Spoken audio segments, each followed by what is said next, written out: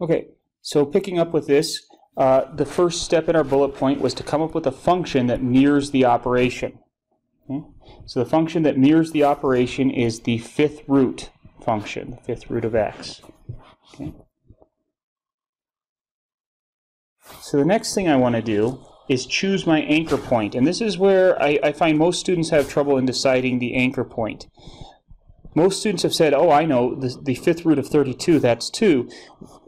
Which of those two numbers, 32 or 2, is your anchor point?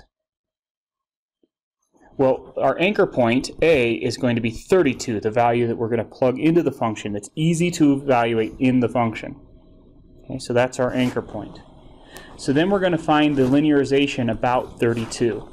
So this is equal to f prime of 32 times x minus 32 plus f of 32. So again, all the linearization is a function, is the tangent line of the curve that's anchored at 32. So I'm not entirely sure what this fifth root curve looks like. Maybe it looks something like this. Okay? And our goal is we want to know what the fifth root of 33 is. We want to know what is this y value right here.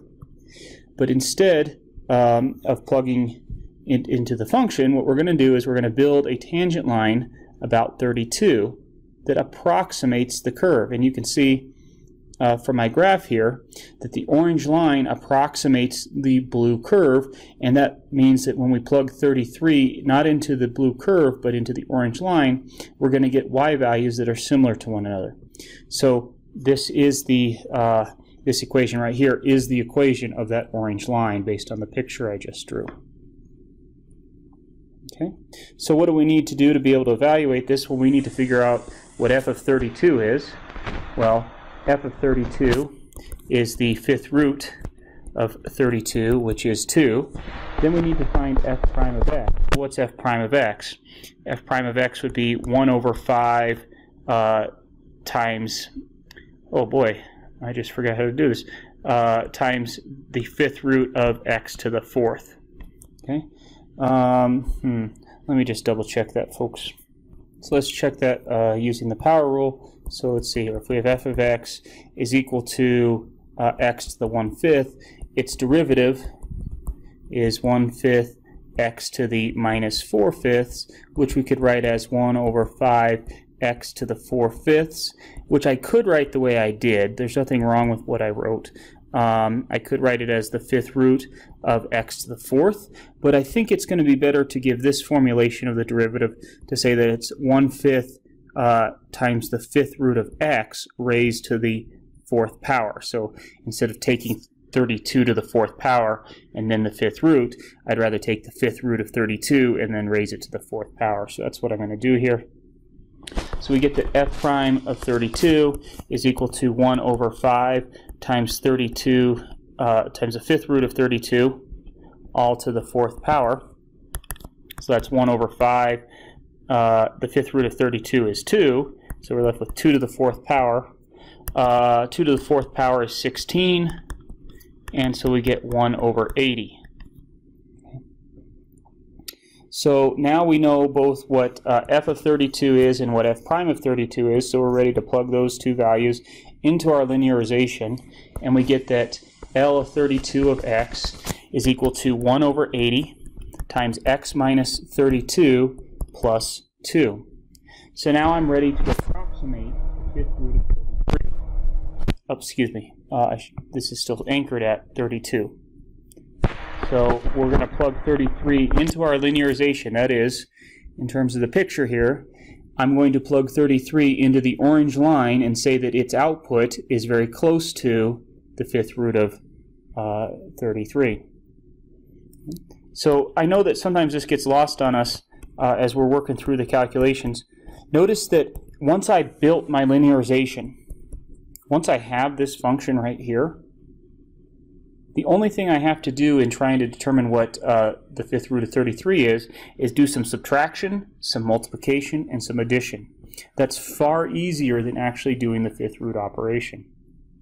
Okay, so we get 1 over 80 times 1 plus 2, so we get 1/80 plus 2. Let's go ahead and get those as a single fraction. So it'd be 1 over 80 plus 160 over 80, which is equal to 161/80ths.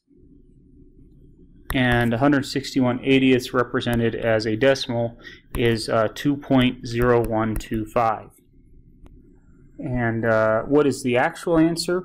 So it turns out that the actual answer for the fifth root of 33 is roughly 2.01235. So a little bit off. We're accurate to the thousandth place, but a little bit off for the digits beyond that. Still, this linearization is a decent approximation to actually calculating the fifth root of 33. So again, I want to zoom in on that curve one more time. So if this is my axes, here's the let me do the axes in blue or a different color. Let's do the axes in green. Okay, so here is my fifth root of 32 function. Okay, I'm drastically exaggerating it just so we can see what's going on. At 32, we built the tangent line there, and so our tangent line, yeah, it's just okay. Let's try that again. We built the tangent line. The tangent line is given by this function right here. The equation of this line is y equals 1 over 80 times x minus 32 plus 2. But we're just going to call this, instead of calling it y, we're calling it L32 of x, linearization anchored at 32. Okay. So our goal was to determine what is the fifth root of 33. Okay. Well, the fifth root of 33, we said down below here, it's approximately 2.01235. And rather than finding that, what we did was we found L of 33. And we said that L of 33 is equal to 2.0125. And the idea is that, yes, there is a little bit of a distance between those two answers.